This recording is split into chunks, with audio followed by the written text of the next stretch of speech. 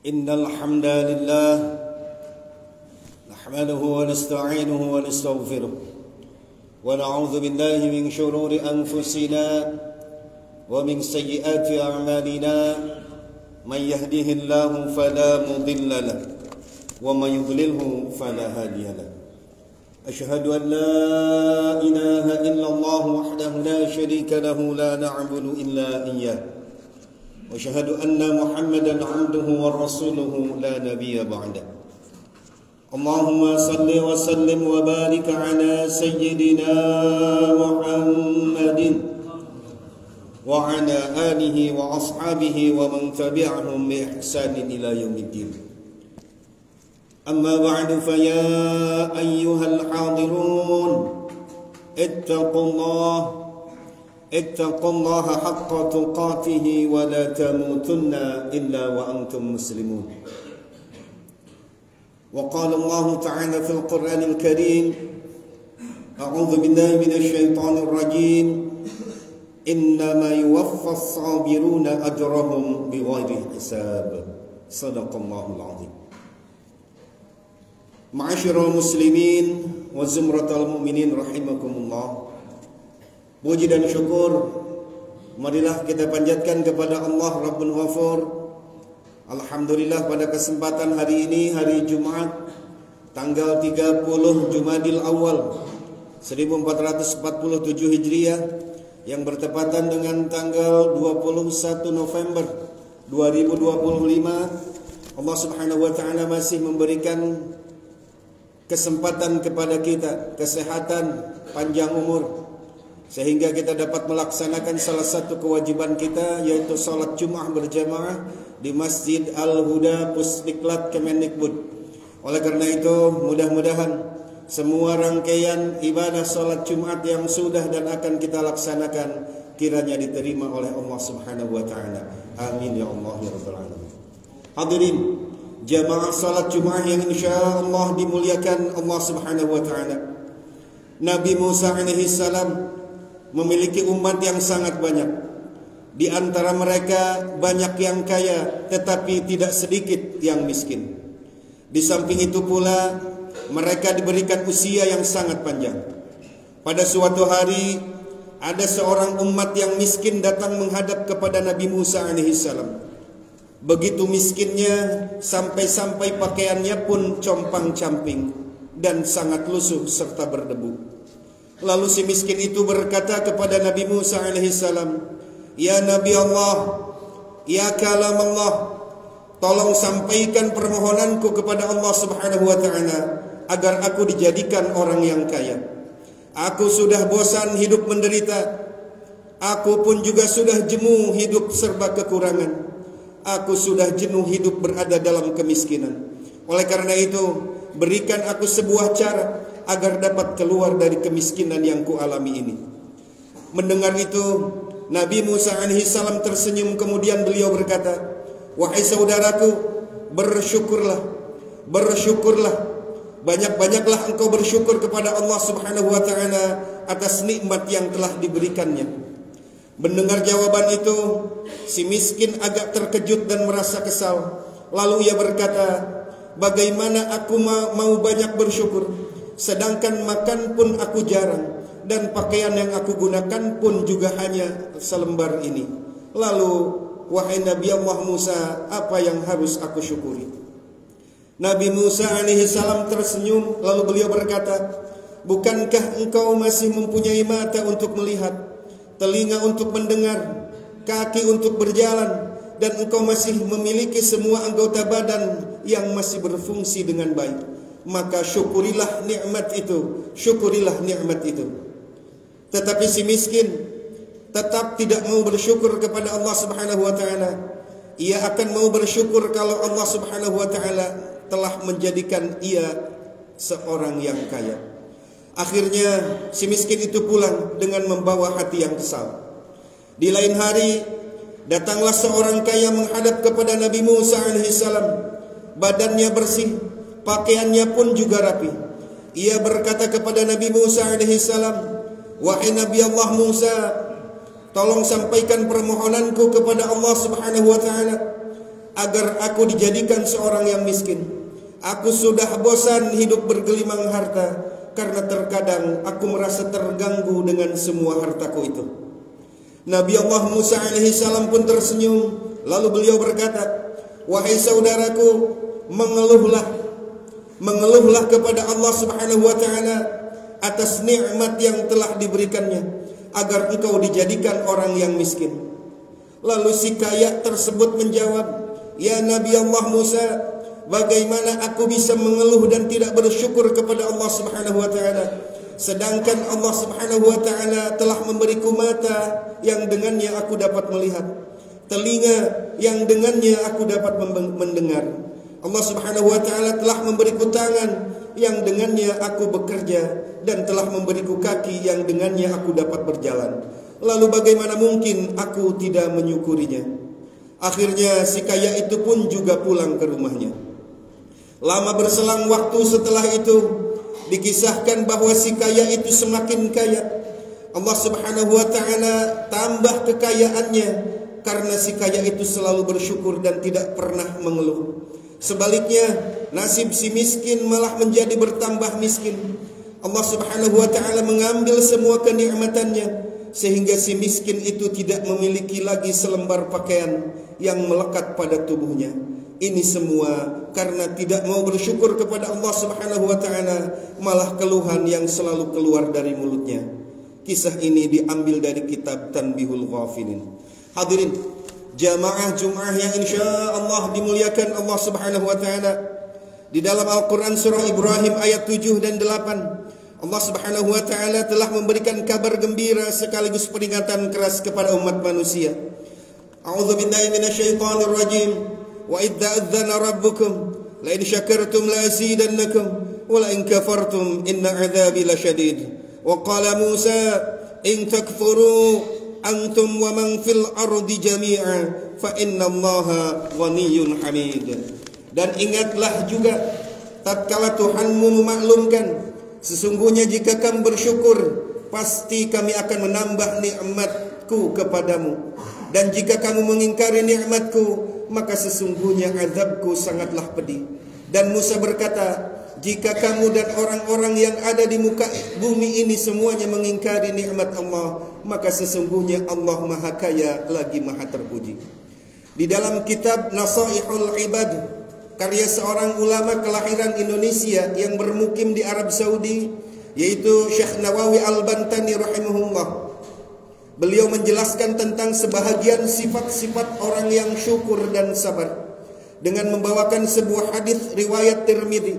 Rasulullah sallallahu alaihi wasallam bersabda, "Khoslatani man kanata fihi kataballahu syakiran sabiran."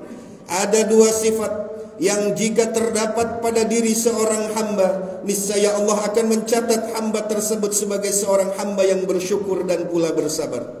Wa man lam takuna fihi lam yaktubhu Allahu syakiran wala sabiran. Dan barang siapa yang pada dirinya tidak terdapat dua sifat tersebut, maka Allah tidak akan mencatatnya sebagai hamba yang bersyukur dan tidak pula hamba yang bersabar.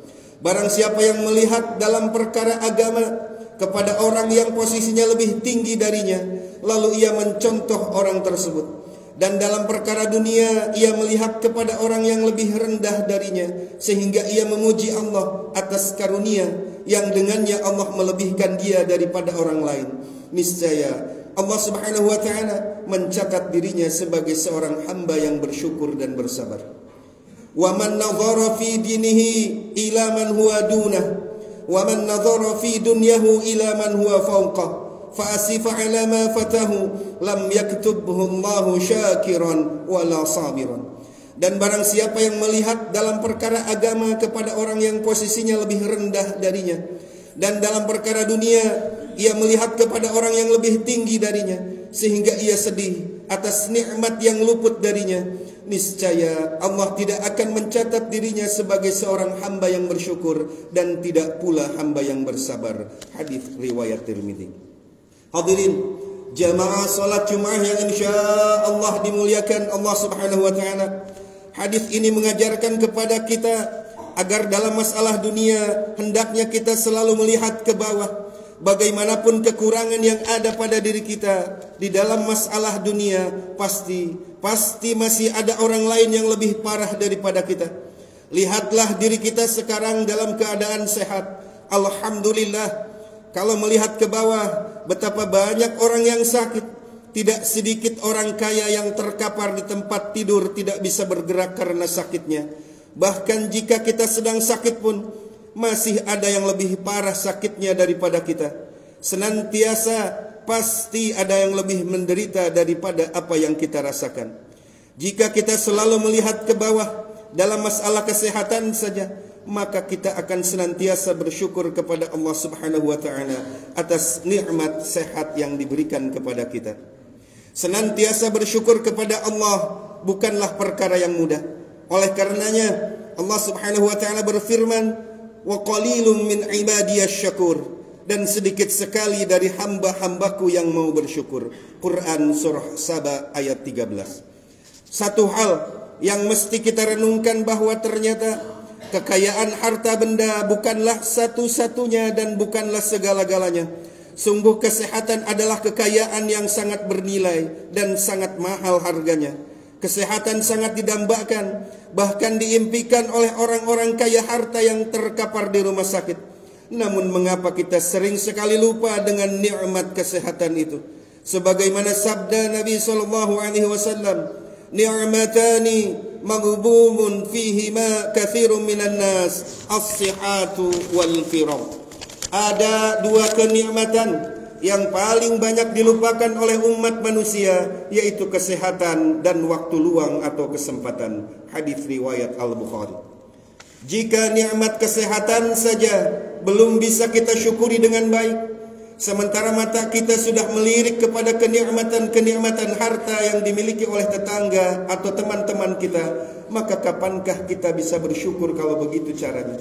Maka di antara hal yang membuat kita senantiasa bersyukur adalah melihat ke bawah dalam masalah dunia, termasuk masalah harta. Misalnya kita merasa mempunyai kendaraan yang kurang bagus, namun lihatlah ke jalan, masih banyak orang yang di bawah kita yang kendaraannya lebih jelek daripada kendaraan yang kita pakai. Dan bisa jadi masih banyak orang yang hanya memiliki motor yang lama, sepeda kayu tua, atau bahkan masih banyak orang yang hanya bisa berjalan kaki kemana-mana karena ia tidak memiliki kendaraan sama sekali. Hadirin jamaah salat Jumat yang insya Allah dimuliakan Allah Subhanahu wa taala. Keinginan terhadap dunia tidak akan pernah ada habisnya, karena memang tidak ada batas terakhir dalam masalah kepuasan dunia. Sehingga seorang telah mendapatkan sesuatu dari dunia, dia masih akan mencari yang lain lagi. Demikian seterusnya. Karena dunia itu ibarat air laut yang asin, semakin ditelan maka akan semakin membuat haus seseorang. Keinginan terhadap dunia baru akan berhenti jika seorang itu telah meninggal dunia terbujur kaku tak bernyawa. Nabi SAW bersabda, "Lau kana li ibni Adam wadiyan min malin labtagha thalithan, wala tamla'u jawfa ibni Adam illa turab." Seandainya anak Adam memiliki dua lembah harta, maka dia akan mencari lembah yang ketiga, dan dia tidak akan berhenti kecuali kalau tanah sudah dimasukkan ke dalam mulutnya. Hadis riwayat Bukhari. Mari kita perhatikan surah Ar-Rahman. Yang ada istimewa dari surah Ar-Rahman, yaitu di dalamnya terdapat pengulangan ayat yang berbunyi, "Fa bi ayyi ala'i rabbikuma tukadziban." Ayat ini diulang sebanyak 31 kali di dalam surah tersebut. Arti dari ayat ini adalah, maka nikmat Tuhanmu yang manakah yang kamu dustakan? Apa gerangan hebatnya kalimat itu sehingga Allah Subhanahu wa taala perlu mengulangi sampai 31 kali. Setelah Allah menguraikan beberapa nikmat yang dianugerahkan kepada manusia, Allah selalu bertanya, maka nikmat Tuhanmu yang manakah yang kamu dustakan? Mari perhatikan bahwa Allah Subhanahu wa taala menggunakan kata dusta atau tukadziban, bukan kata ingkar atau tukaffiran. Hal ini menunjukkan bahwa nikmat yang Allah berikan kepada manusia sejatinya tidak bisa diingkari keberadaannya. Dusta berarti menyembunyikan kebenaran. Dusta sangat dekat dengan kesombongan yang acap kali tolak kebenaran dan menyepelekan hal lain kecuali dirinya. Akhirnya khatib berwasiat kepada semuanya, marilah kita banyak-banyak bersyukur kepada Allah Subhanahu wa taala. Barakallahu li wa lakum fil Qur'anil azim wa nafa'ani wa iyyakum minal ayati wa dzikril hakim. Wa taqabbalallahu minni wa minkum tilawata innahu huwas samiul alim. Aqulu qawli hadza wa astaghfirullahal adzim li wa lakum wa lisairil muslimina min kulli dhanbin fastaghfiru innahu huwal ghafurur rahim.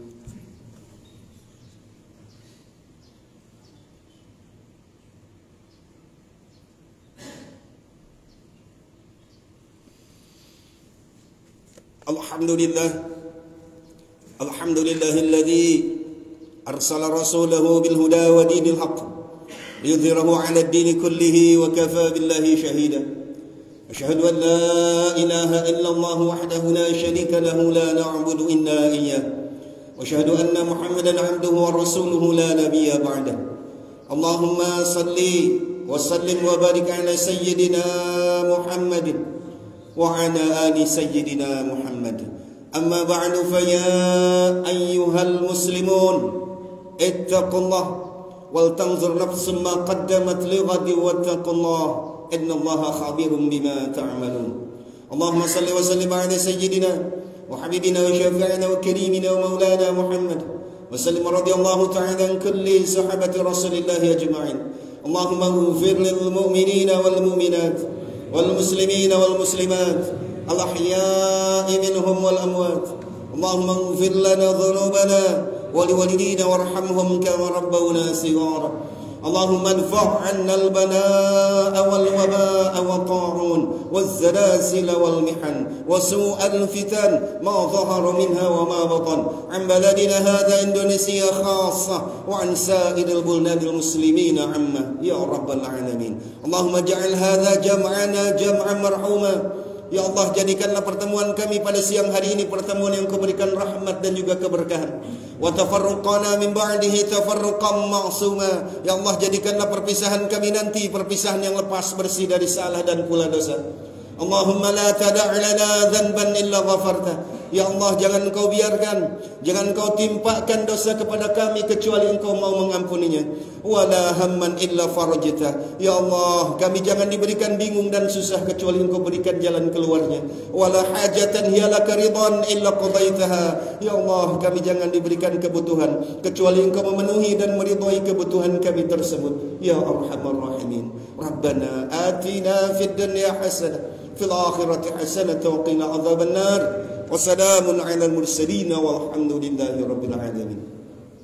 Ibadallah, innallaha ya'muru bil 'adli wal ihsan wa ita'i dzil qurba wa yanha 'anil fahsya'i wal munkari wal baghi ya'idzukum la'allakum tadhakkarun. Fadhkurullaha al-'azima yadhkurkum washkuruhu 'ala ni'amihi yazidkum was'aluhu min fadlihi yu'tikum wa la dzikrullahi akbar wallahu ya'lamu ma tasna'un. Aqimus shalah. Allahu Akbar, Allahu Akbar. Asyhadu an la ilaha illallah. Asyhadu anna Muhammadar Rasulullah. Hayya 'alas shalah, hayya 'alal falah. Qad qamatis shalah, qad qamatis shalah. Allahu Akbar, Allahu Akbar. La ilaha illallah.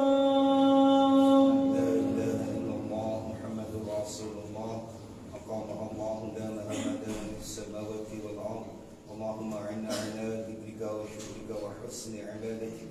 اللهم يا مقلب القلوب ثبت قلوبنا على دينك وعلى طاعتك. الصلاة جامعة رحمكم الله.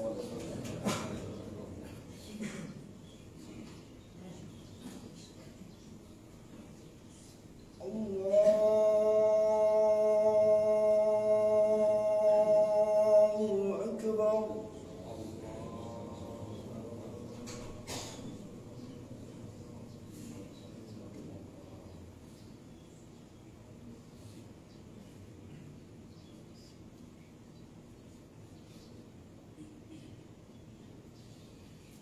بسم الله الرحمن الرحيم الحمد لله رب العالمين الرحمن الرحيم مالك يوم الدين إياك نعبد وإياك نستعين اهدنا الصراط المستقيم صراط الذين أنعمت عليهم غير المغضوب عليهم ولا الضالين.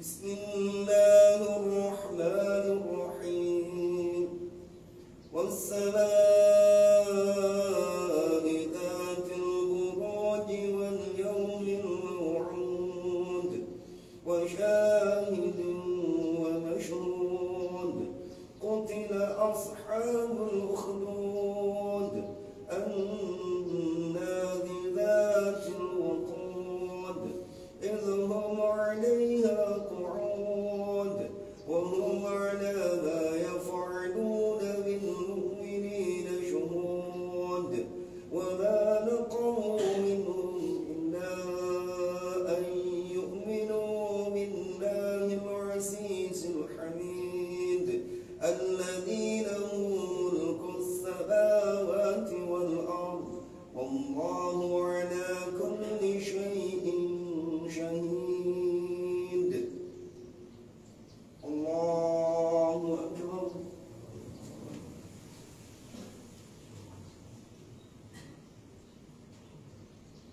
سمع الله لمن حمده. الله أكبر.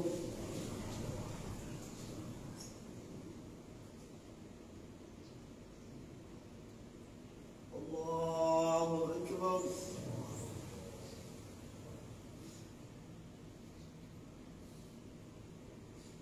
الله أكبر.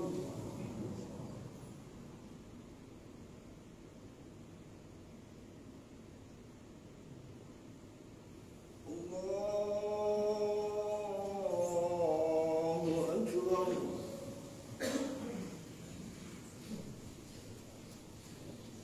بسم الله الرحمن الرحيم الحمد لله رب العالمين الرحمن الرحيم مالك يوم الدين إياك نعبد وإياك نستعين اهدنا الصراط المستقيم صراط الذين أنعمت عليهم غير المغضوب عليهم ولا الضالين.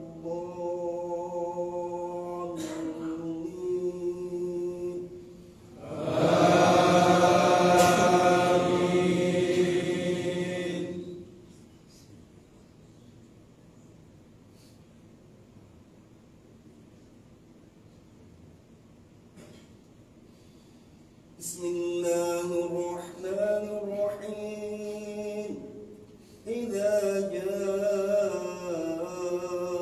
نصر الله والفتح ورأيت الناس يدخلون في دين الله أفواجا فسبح بحمد ربك واستغفر إنه كان توابا.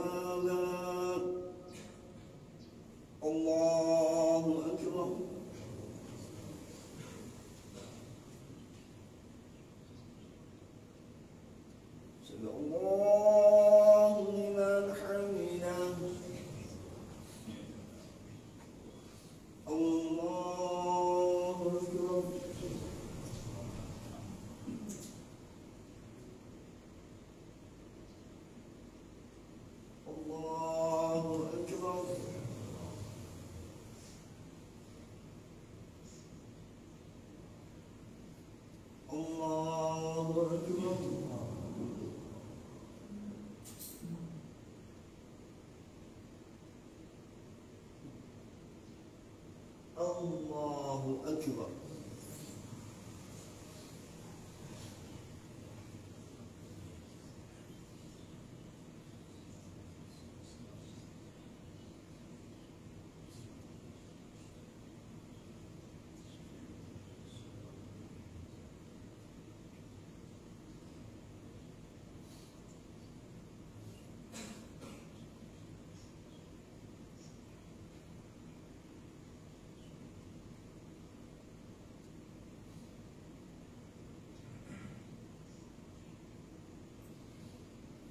Assalamu alaikum warahmatullah.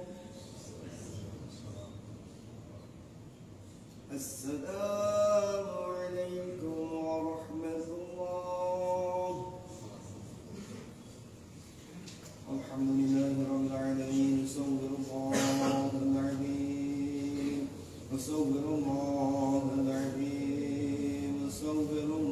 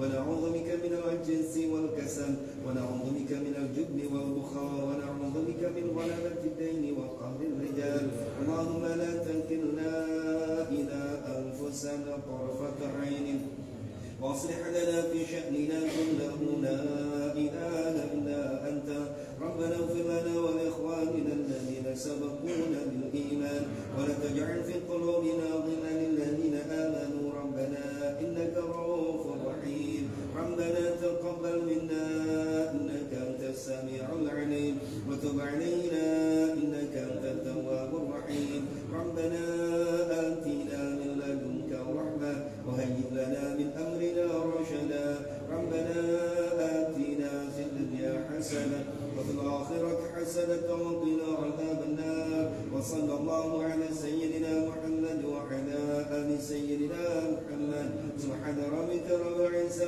عما يصفون وسلام على المرسلين والحمد لله رب العالمين نسألك الإجابة الفاتحة